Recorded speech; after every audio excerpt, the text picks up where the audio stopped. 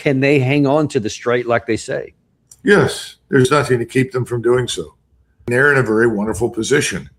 The strait, for reasons of geology and topography, is very difficult to control, but they have the means. We do not. This is not a place that you can easily assault on the ground or from the air and exert any real control or influence. They can, as you point out, effectively destroy everything on the western side of the Gulf. They can do that. I would argue the Iranians can destroy Israel as well, completely. And increasingly, there doesn't seem to be much incentive for the Iranians to do much else. I mean, if you're sitting in their position right now and you know that we're trying to build replacements, why wait around? What's the incentive to wait? It's the Russian position in 2022 was, well, we have an inkling of what's going on over in eastern Ukraine.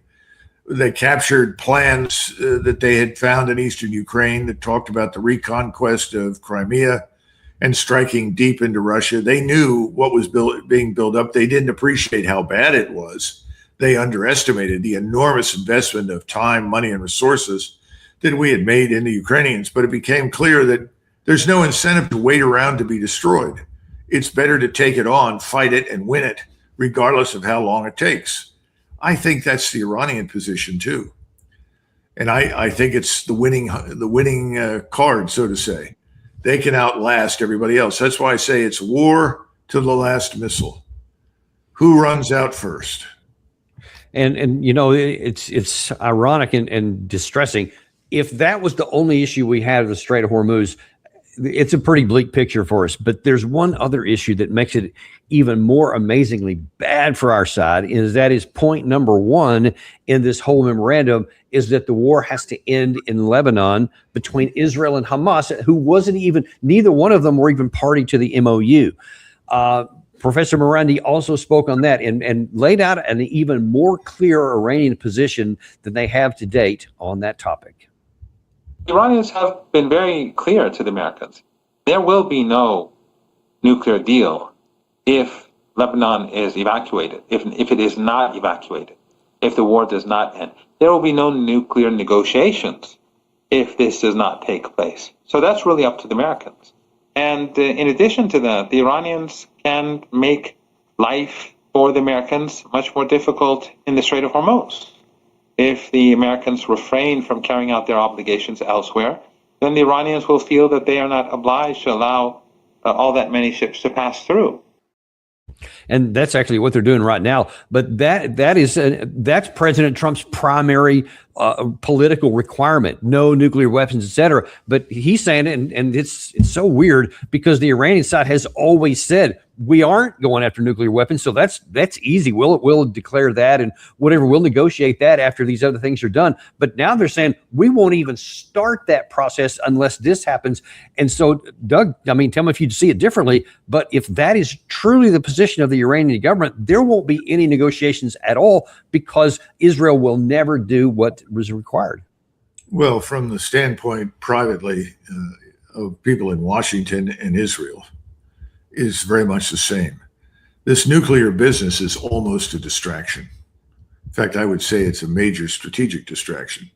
Before and immediately after the first major round of war that began in February and then concluded, I would argue, I guess at least temporarily before July. What was the focus? What did people talk about? They say, well, nuclear weapons, that's important, but it's really the ballistic missile arsenal. It's Iran's ability to threaten Israel. And that's the problem. What Morandi says is not wrong, but he needs to understand something. There is only one acceptable outcome for Israel in this war, and that is the complete destruction of Iran. Just as the only outcome right now that satisfies people in Kiev, and for that matter, in the globalist elites, not the populations of Europe, but the globalist elites, is the destruction of Russia.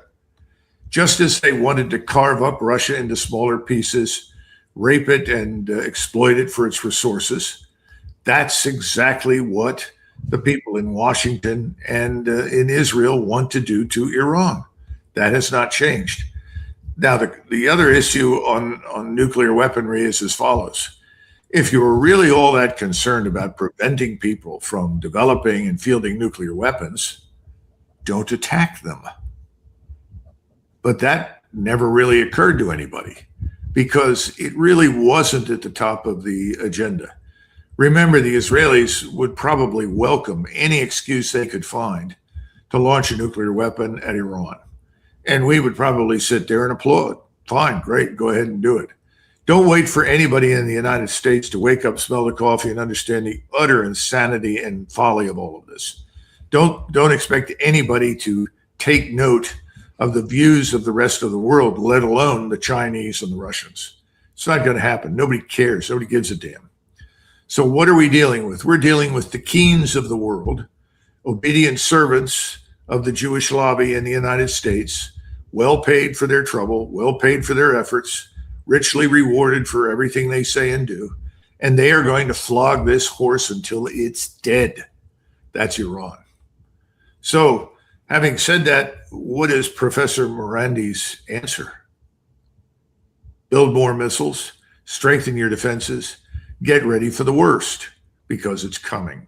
I don't think Iran has much choice in that matter. And you know, I'm listening to you talk here, Doug, and I'm remembering things that we've said over the months, things that we said prior to the war started, and it seems to me we have now, and tell me if you agree or disagree with this, we have walked ourselves into the worst imaginable outcome. You are lobbied so many times. All you got to do is the walk away theory. Just walk away, declare victory, say whatever you want, and then just leave. And then don't even worry about MOUs or negotiations, anything else. You can just declare your victory and leave. That would have been the least bad option we had. But I think that now that we have, with this MOU, Trump has trapped himself into not even a no-win. That would have been a no-win situation. This is what I think from listening to you, we're in a must-lose situation now, because with the Strait of Hormuz, we can't get it fully open and we can't get the terms that we want, and Lebanon's not going to go anywhere, or Hezbollah's not going to go anywhere. Now then, the only thing Trump can do is to go back to war, because if he just walks away now without the Strait of Hormuz or without Lebanon, then he is seen as a loser. So it seems to me like almost all the pressure is that he must go and do this, which will guarantee a physical defeat. Yes, I think that's true, and I think again, I don't want to keep repeating it, but I think it's true. It's war to the last missile, and we're not leaving until we think we have expended all of our munitions and capabilities. We're not going anywhere. And Donald Trump, the big disappointment with Donald Trump is as follows. If you go back, and it's not just a question of looking, what has he really succeeded in fundamentally changing? And I think the answer is nothing. Arguably, one of the keystones in the edifice of success that he was trying to build was the simple passage of legislation on voter integrity. I mean, it's hard to imagine any country in the world that would say, we don't want every citizen that comes to vote on election day to show their identity, lest we should discover they are American citizens. Instead, we don't want to demand anything of anybody. And effectively, we're leaving that into the laps of the states. So there's no voter integrity. If there's no voter integrity, how meaningful are elections? If elections aren't meaningful, what does that say about the republic? Now you would think that what I just described would be at the top of Donald Trump's list of critical tasks to be performed. Have you heard him say a lot about that lately? Not really. I think he's walked away from these things that were vitally important to the survival of our republic, and instead is focused on all the things that are important to his donors, to the donor class, the globalists that currently govern the West. What else do you want to call them besides donors and globalists? Zionists, neocons, the Epstein class. I mean, use whatever you want, all lump them together. They're the people that are driving this train. They could care less about elections. They could care less about the electorate. They don't care who shows up or doesn't show up. They're in control. That's the problem. And President Trump has done nothing to change that, nor do I expect that he will in the near future. Yeah, and that leaves us in a big conundrum. I mean, if we just ended the show right there, it's a pretty bleak outlook here. Unfortunately, there's another side to this whole problem here. And you mentioned war to the last missile. Well, that doesn't just apply in the Middle East. That also applies in the Russia-Ukraine war. And in fact, that seems to be something that Volodymyr Zelensky wants to help accelerate because he's really keenly interested in those missiles. Well, he's also mentioning something else that I think is worth noting. In the context of what he was discussing, he was saying, what is wrong that the Western world is not adequately mobilized, its industry, its capabilities, its forces to support me, Zelensky. Now, I've never been a supporter of this man. He, like everything else associated with the Ukrainian war, is a fraud. I mean, this is someone, Kolomoisky, a famous Jewish oligarch from Russia, who then moved into Ukraine and established himself and made billions. He's now, I guess, sitting in jail somewhere. He's the one that found Zelensky, who grew up speaking only Russian, who was a comedian, not a Ukrainian ethnically, and certainly not by birth, and puts him in charge of Ukraine with the help, of course, of the Newlands and Kagans and others. Now, these people created this fictitious government, and we have been backing it to the hilt, thanks to the CIA and the United Kingdom's MI6. And he's saying, look, you put me here. I was willing to try and get out of this with a peace agreement. You sent in Boris Yeltsin. He promised me the world. You haven't delivered. And what he's really saying is, if you don't give me everything now, I'm not going to be here in another year. And he's correct. He is absolutely correct. Now, there's something else that is never mentioned. That is that President Putin has exercised enormous restraint. He's always been opposed to any action that might result in the sudden introduction of NATO forces into the equation. He doesn't want a major war. He's handled that very well. But things are getting rough right now in this war, in the sense that the Russian people certainly have run out of patience. But we need to remember that President Putin also has enormous influence in Venezuela, in Cuba, even in Mexico. He has enormous enormous amount of influence in many countries. He could escalate the conflict that we've got going right now in Ukraine against him, and for that matter, what we're doing in the Middle East to destroy Iran, and move this horizontally into the Western Hemisphere.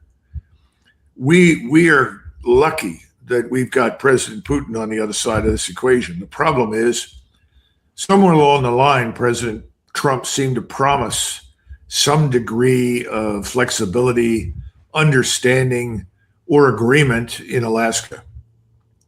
That turned out to be a complete and utter fraud. And I think that's begun to really change the situation and the attitude in Moscow towards us. It's not simply we can't believe in anything the Americans say. They're really the enemy too, just as much as the people in Europe. I think that's very dangerous, and that's why it is not impossible that we could see dramatic events over the next several months. The assumption that the Russians will sit quietly, gradually bite off pieces of their enemy. Now we've got these fortress cities that are falling, but not move beyond that, I think is a mistake. I think it's very dangerous. This is a more dangerous period right now than perhaps any that we've seen to this point. So I don't know which particular conflict blows up in our faces first, whether it's Iran or Ukraine, and I don't exclude trouble in the Caribbean with Cuba and Venezuela and Mexico. But nobody seems to be focused on any of those things. Nobody sees any connectivity between those things. And we really ought to. There's more going on than we realize, and we don't have control over what's happening in our own country. And that's another matter. We haven't even talked about economics. And you can bring on Jeff Curry, who knows more about the oil market and oil trade than anybody, but you can bring on any number of people beyond him. No one can predict with absolute certainty, but we know we're headed for an emergency set of circumstances between now and the fall in the oil markets. That's going to have an impact here at home as well. Is anybody really thinking that through? Or is President Trump absolutely convinced that he can simply manipulate these markets in perpetuity because we're running out of the oil to do it. Now, maybe that'll change and, sun will break through and suddenly all the bad weather will go away. I don't know, but I think there are too many variables. There's too much potentially bad that could go wrong, but no one seems to tie that together in any sort of meaningful way. No, and it's something that's just not auguring well for this sun to be broken through or for us to suddenly discover sanity. Obviously, President Trump does, by all accounts, think that he can, into perpetuity, manipulate the markets, in the paper market that he can manipulate somehow will translate into the physical market. That's probably not going to happen, but that mentality translates into the war itself, in the Russia-Ukraine war. And let me just show you, this is kind of a mainstream view. You might not have even heard of this guy, Andrew Harding, who was on Fox News talking about how the mainstream sees this war right here. And I think this illuminates an even bigger problem.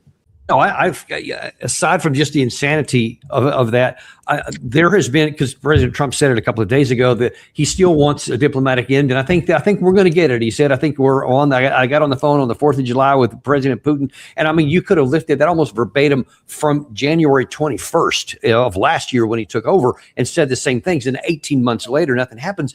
And people still keep listening to them. And then this guy here, I think he's probably talking not to the Fox News audience, but to President Trump himself, who obviously always watches this. And it's just feeding his ego that he can do all these things, and he's doing none of them. What are your concerns if Trump believes his own rhetoric?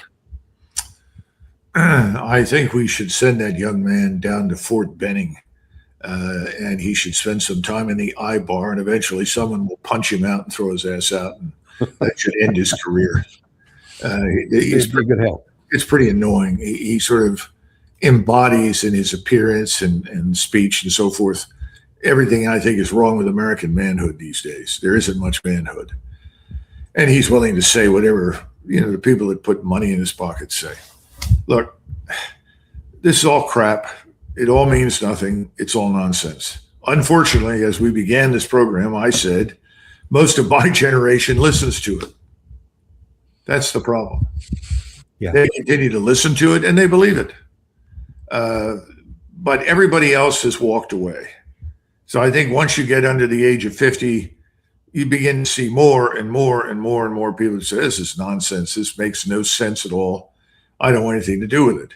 I think the truth is that in the eyes of most of the electorate, our great institutions of governance are entirely lacking in legitimacy. That's a very dangerous thing. People just don't believe what they're being told anymore.